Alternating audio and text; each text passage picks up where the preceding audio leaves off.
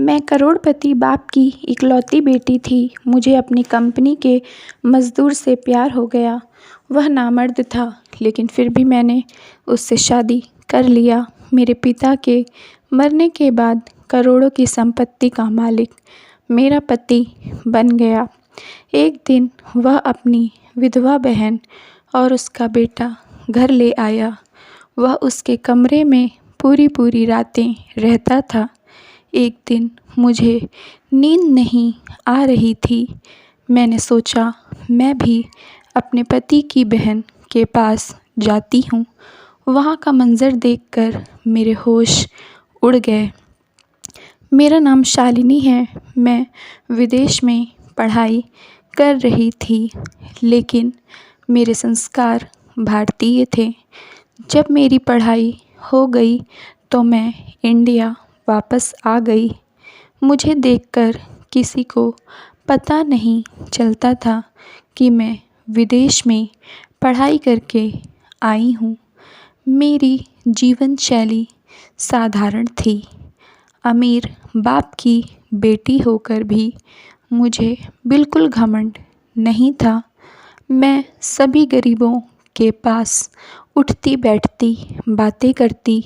उनका सुख दुख बांटने में सुकून मिलता था। मेरी मम्मी मुझे जन्म देते समय ही हमेशा के लिए छोड़कर चली गईं। मेरे पापा का बहुत बड़ा बिजनेस था। मेरे लिए उनके पास समय नहीं था, इसलिए उन्होंने मेरे पालन पोषण के लिए एक नौकरानी रख लिया था। वह नौकरानी मेरा अच्छे से पालन पोषण करती थी। मुझे ज़्यादा अपने पापा का प्यार नहीं मिला था। थोड़ी बड़ी हो गई, मुझे पापा ने विदेश में पढ़ाई करने के लिए भेज दिया था। मैं 7 सालों से विदेश में थी। इस बीच मेरे पापा सिर्फ़ मुझसे 2 बार मिलने आए थे। मैं अपने मम्मी पापा को बहुत याद करती थी, बहुत रोती थी। फिर मैंने धीरे धीरे खुद को बदला। मैंने अपनी खुशियाँ गरीब लोगों में ढूँढना शुरू कर दिया। मैं अपना खाली समय गरीबों के साथ व्यतीत करती। जितना हो सकता था उनकी मदद करती थी।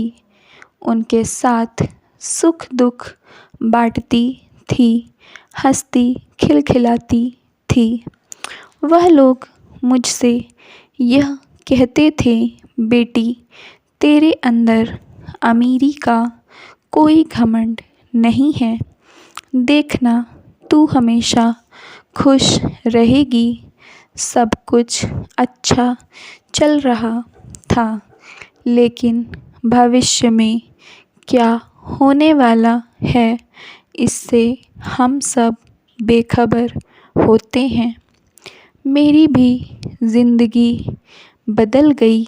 मैं जब इंडिया वापस आ गई तो यहाँ गरीबों की बस्ती में जाकर अपना समय व्यतीत करती थी। उन लोगों की ज़रूरत का सामान उन लोगों को देती थी, लेकिन मेरे पापा को मेरा ये सब करना पसंद नहीं आ रहा था। मेरे पापा ने कहा, शालिनी बेटा, गरीबों के पीछे अपना समय बर्बाद मत करो। तुम करोड़ों की जायदाद की मालकिन हो। तुम्हारे ऊपर ये सब शोभा नहीं देता। मेरे साथ ऑफ़िस चलो। मैं तुम्हें ऑफ़िस का काम सिखाना चाहता हूँ। इसीलिए मैंने तुम्हें विदेश में भेजकर अच्छी शिक्षा दिया, जिससे तुम अपना बिजनेस अच्छे से संभाल सको, तुम्हें कोई समस्या ना हो और तुम हो कि फालतू के काम में अपना समय बर्बाद कर रही हो। मैंने उन्हें समझाने की कोशिश किया कि पापा, मुझे गरीबों की मदद करने में सुख मिलता है।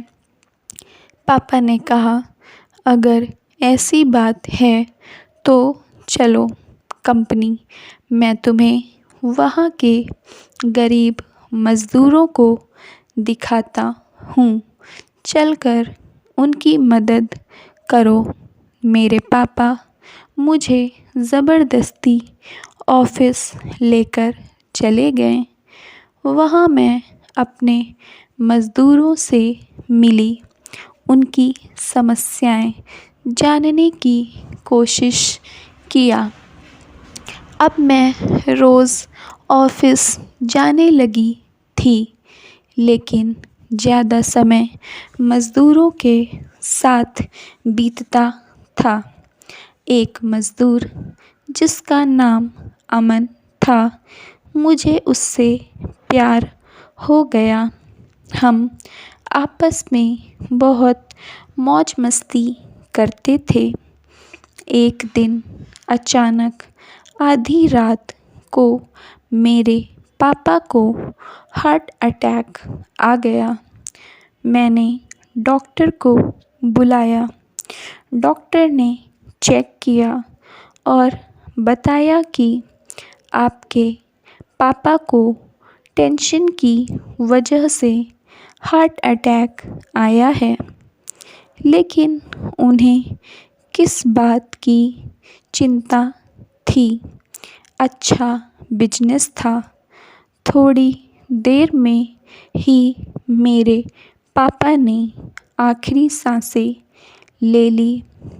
अब मैं पूरी तरह से टूट चुकी थी। मैं इस हाल में नहीं थी कि अपना बिजनेस संभाल सकूं। एक दिन मैं अमन से मिली। मैंने उसे शादी के लिए प्रपोज़ किया। वह बोला, मैडम, मैं अपने घर में पूछ कर बताऊंगा। मैंने कहा, ठीक है। दूसरे दिन जब मैंने उससे पूछा कि क्या तुमने अपने घर में हमारी शादी के लिए बात कर लिया है, तो वह बोला, हाँ मैडम, मैंने बात कर लिया है। आपको यह जानकर खुशी होगी कि मेरे घर वाले इस रिश्ते के लिए तैयार हैं। मैंने पूछा कि तुम्हारे घर पर कौन कौन है? बहुत बड़ा परिवार होगा। वह बोला, मैडम जी, मेरे घर में सिर्फ मेरी विधवा गर्भवती बहन है। मैंने उससे पूछा, अमन, तुमने बता दिया है ना कि शादी के बाद आप घर जमाई बनकर अपनी ससुराल में रहेंगे? उसने कहा, हाँ मैडम, मैंने सब कुछ बता दिया। अगले दिन मैंने कोर्ट में जाकर अमन से शादी कर लिया। अब मैं और अमन मेरे घर में साथ रहने लगे थे। शादी के बाद अमन ने मुझे एक बहुत बड़ा चौंकाने वाला सच बताया कि वह नामर्द है। पहले तो मुझे बहुत बुरा लगा, लेकिन फिर सोचा कोई बात नहीं, अगर वह नामर्द है तो इसमें उसका क्या दोष है? मैंने सोचा कि कुछ दिनों बाद हम एक बच्चा गोद ले लेंगे और माता पिता बनने का सपना भी पूरा हो जाएगा। अब अमन ने ऑफिस संभाल लिया। हमारा बिजनेस जो पापा के मरने के बाद बिगड़ने लगा था, अमन ने मेहनत करके वह बिजनेस फिर से वापस खड़ा कर दिया था। मैं कभी कभी ऑफिस जाती थी।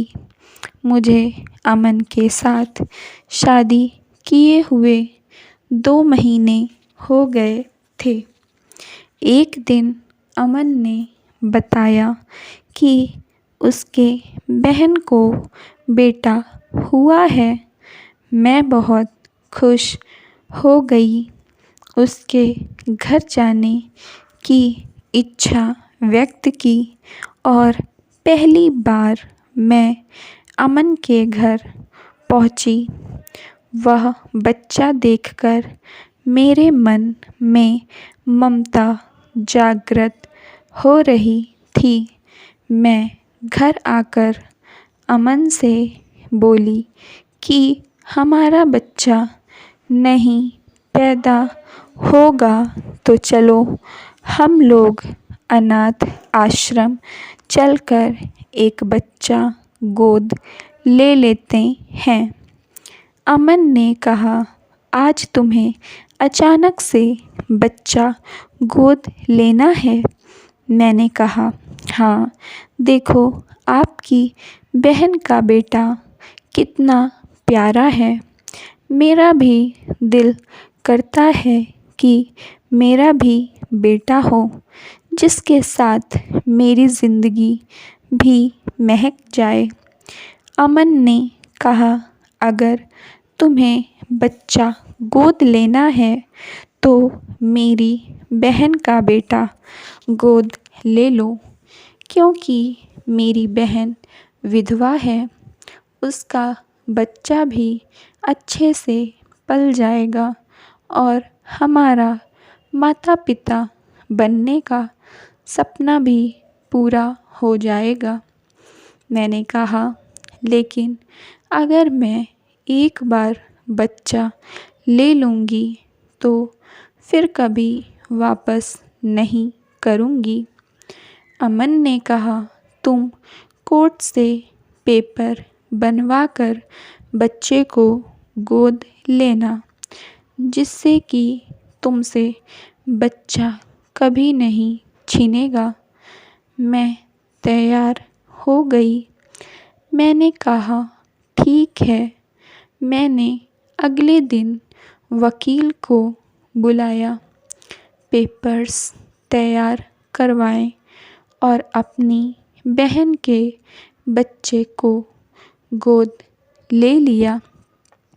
मैं बहुत खुश थी अपने बच्चे के साथ। मुझे अपनी ज़िंदगी सुनहरी लगने लगी थी। एक दिन अमन ने कहा कि शालिनी, मेरी विधवा बहन वहाँ अकेली रहती है। अगर तुम कहो तो उस बेचारी को अपने घर पर रख लेते हैं। मैं अमन को बहुत प्यार करती थी। उनकी बात कभी नहीं टालती थी। वैसे भी हमारा इतना बड़ा घर है, एक कमरा मैं उन्हें दे दूँगी। अमन अपनी बहन को लेकर आ गए। मैंने उसे भी एक कमरा दे दिया। अमन की बहन मुझसे ज़्यादा बात नहीं करती थी। शायद यह सब अमीरी गरीबी के कारण था। मैंने उसे समझाया कि घुल मिलकर रहा करो, मुझे अच्छा लगता है। अब वह मेरे साथ अच्छे से घुल मिल कर रहने लगी थी।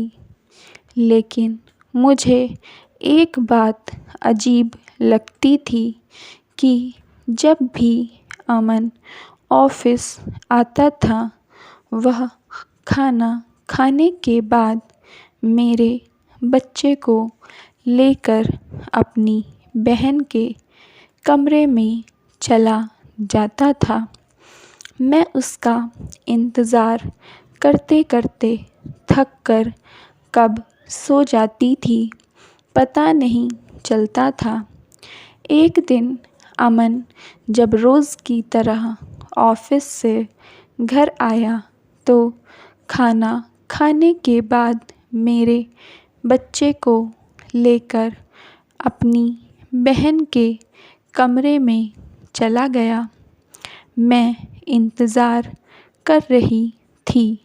मुझे नींद नहीं आ रही थी। मैंने सोचा चलो मैं भी अमन की बहन के कमरे में जाती हूँ।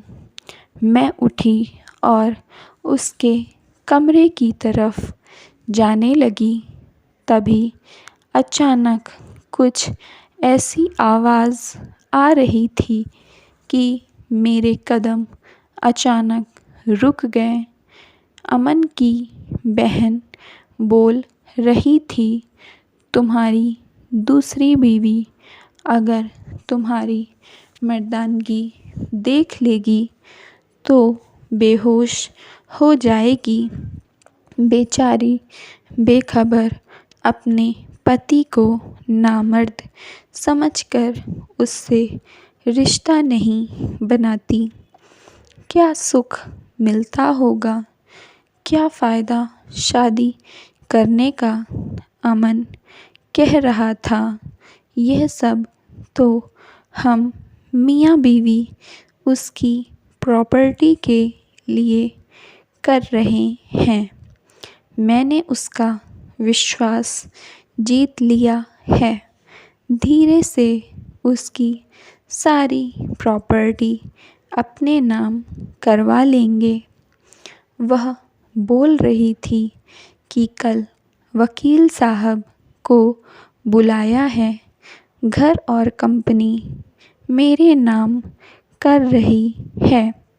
एक बार प्रॉपर्टी मेरे नाम होने दो तो फिर मैं उस शालिनी को अपनी मर्दानगी दिखाता हूँ। बच्चा छीन कर उसे घर से भगा दूँगा। वह बोली, लेकिन बच्चा तो उसने गोद लिया है। तो अमन ने कहा, पैसे में बहुत दम है, सब कुछ बदल जाता है। तो क्या गोद लेने के पेपर्स नहीं बदलेंगे? उनकी बातें सुनकर मेरे पैरों तले ज़मीन निकल गई। मेरे साथ इतना बड़ा धोखा हुआ था। अमन की बहन उसकी बहन नहीं, पत्नी थी।